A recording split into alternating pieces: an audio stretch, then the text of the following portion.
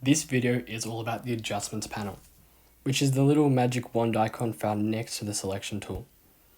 Once you open it, we have all these options. We'll start from the top. With opacity, you can simply turn down the opacity and turn it back up. Down the bottom, we have an undo, redo, reset, and cancel button as well. So if you ever don't like what you've done, you can reset it. Next, we have Gaussian blur.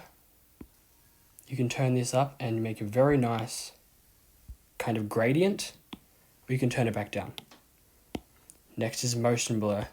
You can change the direction of this motion blur, as well as amplifying it. This is good to give the effect of movement.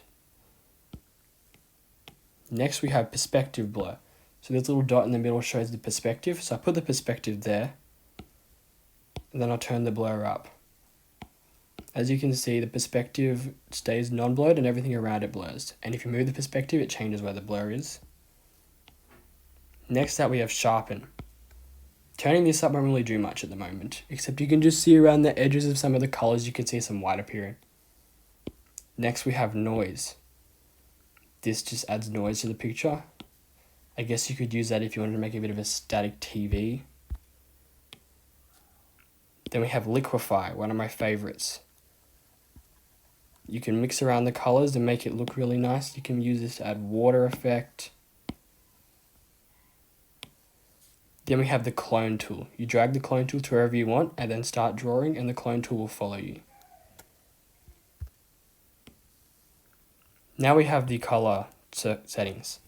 We can change the saturation, brightness, and the hue.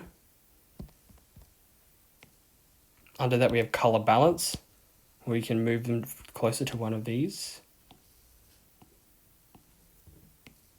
Below that, we have curves. You can adjust this to your liking.